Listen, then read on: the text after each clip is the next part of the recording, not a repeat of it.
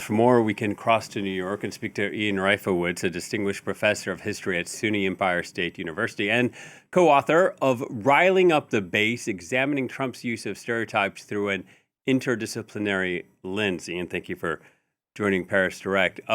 With those images that we saw of the U.S. president at Mount Rushmore, those flyovers, and then what's still to transpire later today in the nation's capital, how do you view all of this imagery and what it says to Americans? Well, there are two America 250. There's two ways of celebrating America 250. There's the nonpartisan, bipartisan, we're all in this together, which is, I think, the approach that was aimed for when Congress set up America 250 about 10 years ago. It was supposed to be above politics. It was supposed to be separate from politics. This president has essentially hijacked that. He created this other organization, Freedom 250, which is presenting a very pro-Trump, conservative, arguably, as some critics have argued, white nationalist or Christian nationalist vision, which is really not the inclusive vision that was supposed to be above politics that Congress had in mind, and that was signed into law by President Obama in 2016. This was not done at the 200th anniversary, the bicentennial. It's something that it followed a non-political line. The president has created a number of events. I think you could argue it kicked off a couple of weeks ago with a mixed martial arts UFC fighting event on the White House lawn, where one of the fighters grabbed a microphone and called Michelle Obama a man. I mean, some really ugly stuff. We as a people wanted, I think, to come together and celebrate together, separate from politics. And I think President Trump has made a decision that that's not going to happen, and that he's basically, as he actually said a few days ago, would rather have a MAGA rally on July 4th. Yeah, that's what I was going to say, Ian. Independence Day, it should be sort of a softball for the U.S. president to rally the nation together, be above politics. And I think a lot of Americans would like to know that's still possible in this polarized time. So is the goal of Freedom 250 like directly the opposite? Is the intention to drive a wedge in U.S. society and say it's us versus them? I wouldn't say, I don't think it's a wedge. Okay. I don't think it's their goal, but I think it's the inevitable result of what they're doing. And I don't think they mind or care. Trump has one goal: make himself more popular and more powerful. If he has to ruin, the America 250 celebration, achieve that goal, I don't think that is a concern. So I think it's more of a byproduct than a goal. But yes, it's an easy thing to do. What a president should be saying today is, this isn't about me. This isn't about, loving Donald Trump, or this isn't about loving the president of the United States. This is about loving the country we all share. It's easy. It's actually the more popular way to go. But Donald Trump is who Donald Trump is. I've said this so many times before, starting 10 years ago when he was 70. Now that he's 80, he is who he is, and he's been this way for decades, and he's not going to change. It is all about him. He doesn't have a concept of America that isn't like him. For our French viewers, right, we had Louis XIV lit.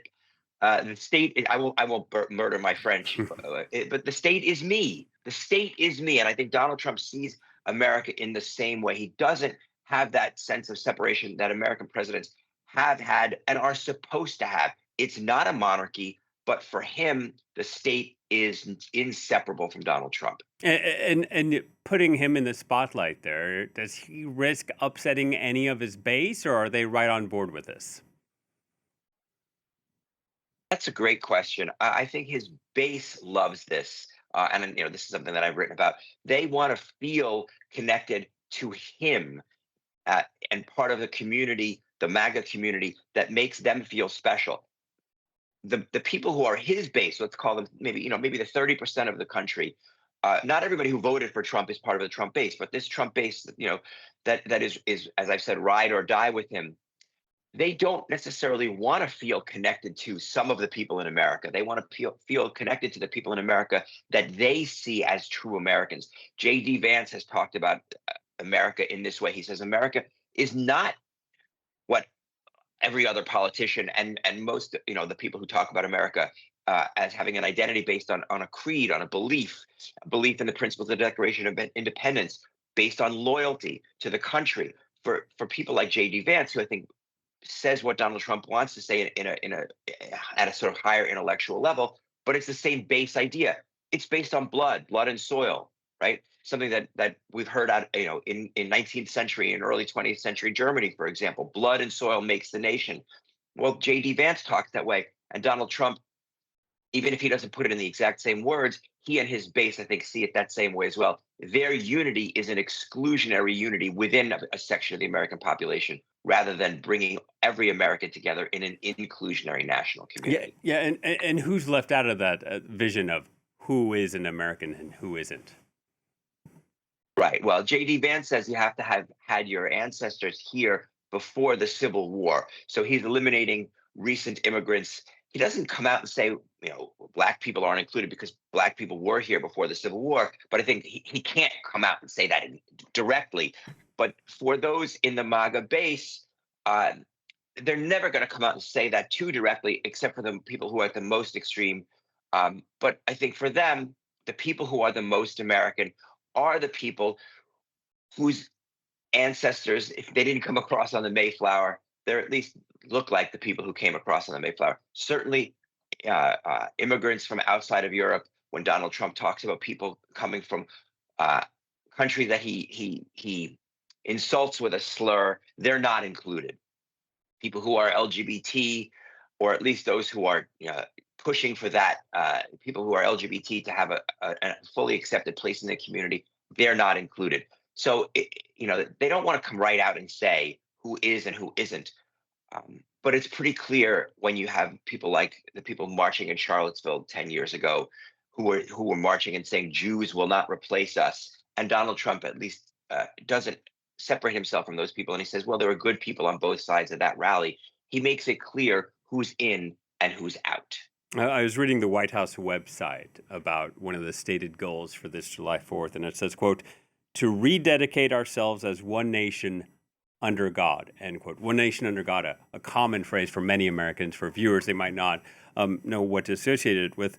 But just curious if you can give us a historical perspective. It feels like religion has never been so present in daily politics in America. I'm not sure if that's right or if that's just because the way Donald Trump dominates the news cycle. But what's your perspective about how religion has crept more and more into public spaces?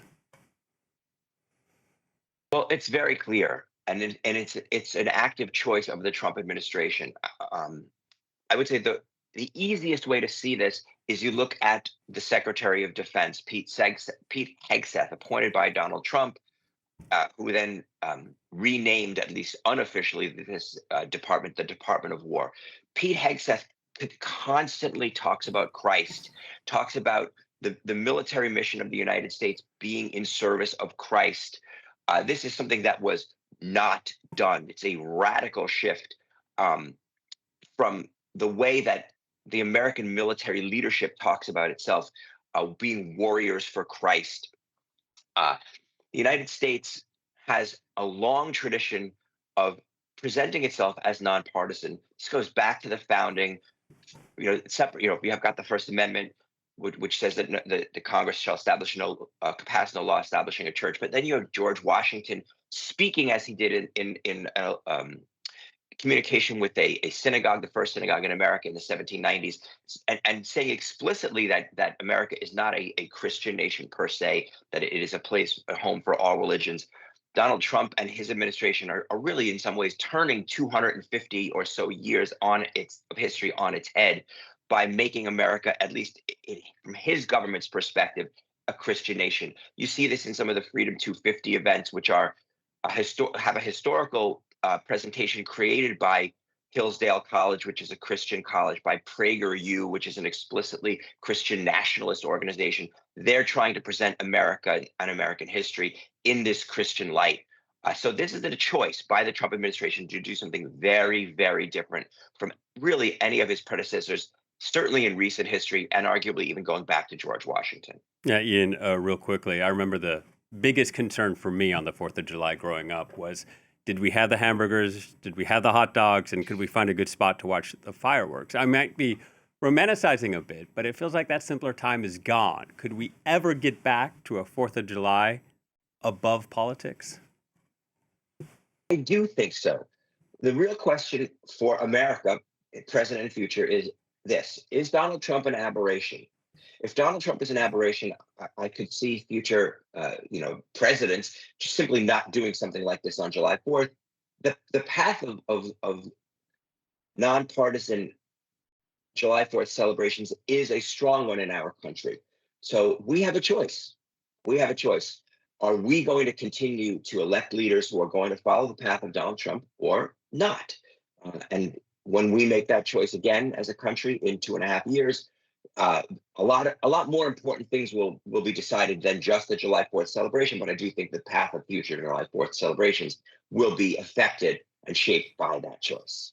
Professor, thank you very much for your time. Ian Reifowitz joining us from New York. Thank you.